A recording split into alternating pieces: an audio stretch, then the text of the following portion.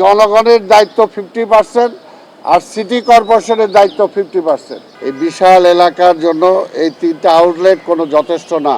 ঢাকা দক্ষিণ সিটি কর্পোরেশনের প্রায় 33টা হট স্পট আমরা বের করেছি। পানিগুলোকে দ্রুত নিষ্কাশনের জন্য কিভাবে ব্যবস্থা গ্রহণ করা যায় সেটার জন্য ব্যবস্থা নিচ্ছি। ঢাকা দক্ষিণ সিটি কর্পোরেশন জলবদ্ধতা নিরসনকল্পে গৃহীত কিছু পদক্ষেপ আমরা নিয়েছি। আপনারা শুনলেন যে গত 1 মাস আমরা মশা এবং পরিচ্ছন্নতার জন্য যে ক্রাশ প্রোগ্রাম আমরা দিয়েছিলাম, সেই মশকের সেটা আজকে 1 মাস শেষ হয়েছে।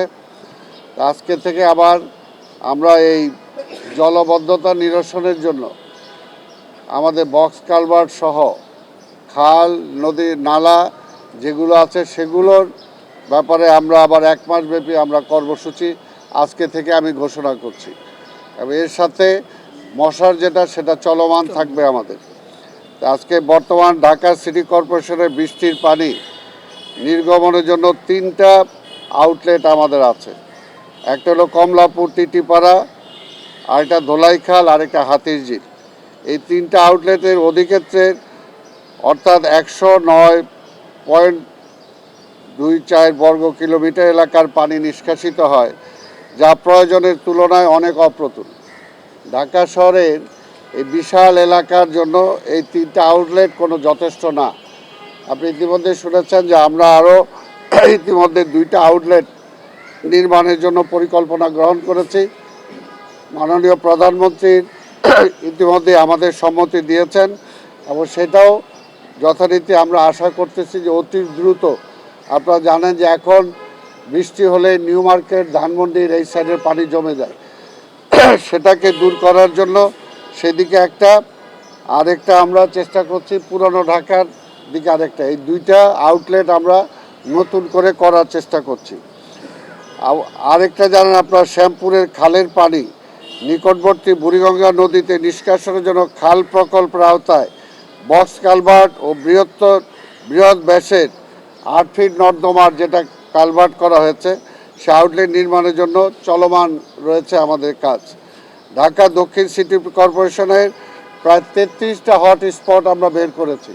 যে বৃষ্টি হলে এই 33টা স্পটে পানি জমে যায় এবং পানি জমে যাওয়ায় এই পানিগুলোকে দ্রুত নিষ্কাশনের জন্য কিভাবে ব্যবস্থা গ্রহণ করা যায় সেটার জন্য আমরা চেষ্টা করছি। তবে এরই আওতায় প্রথমত আমরা এই বক্স কালভার্টগুলো যেটা আছে সেগুলোকে নিষ্কাশনের জন্য ব্যবস্থা নিচ্ছি।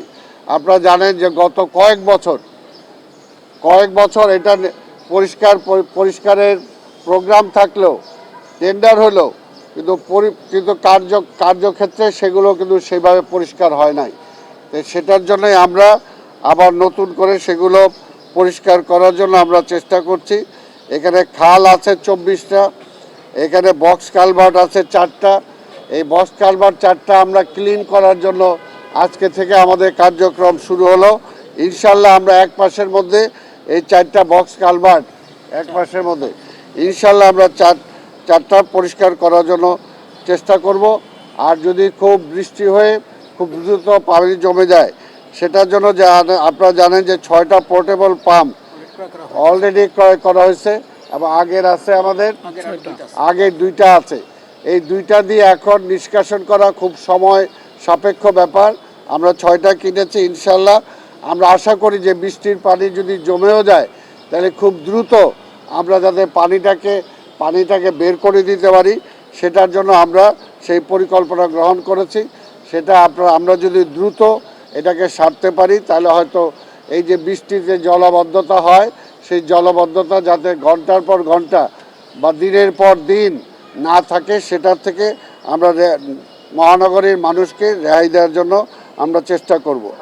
সরকারি অর্থায়নে বাস্তবায়িত খাল পুনরুদ্ধার, সংস্কার ও নান্দনিক পরিবেশ সৃষ্টি। আপনারা জানেন যে খালগুলো আমরা পরিষ্কার করার চেষ্টা করছি, কিন্তু খালগুলোকে যদি রক্ষা করতে হয় তাহলে খালগুলোর পাশে আমরা যদি একটা ওয়াকওয়ে করার চেষ্টা করছি।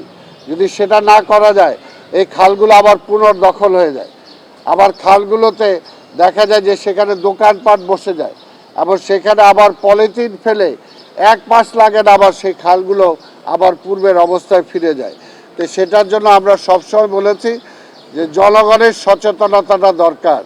আমি সবসময় যে কথাটা বলি আপনাদের মাধ্যমে, আমি আশা করি যে বারবার আপনারা সেই কথাটা যদি তুলে ধরেন তাহলে আমাদের জন্য সুবিধা হয়। অর্থাৎ আমি বলি যেটা জনগণের দায়িত্ব 50% আর সিটি কর্পোরেশনের দায়িত্ব 50%। এই 100% যদি আমরা দিতে পারি তাহলে নগরকে আমরা পরিষ্কার পরিচ্ছন্ন রাখতে পারবো, নগরের পরিবেশটাকেও আমরা ভালো রাখতে পারবো।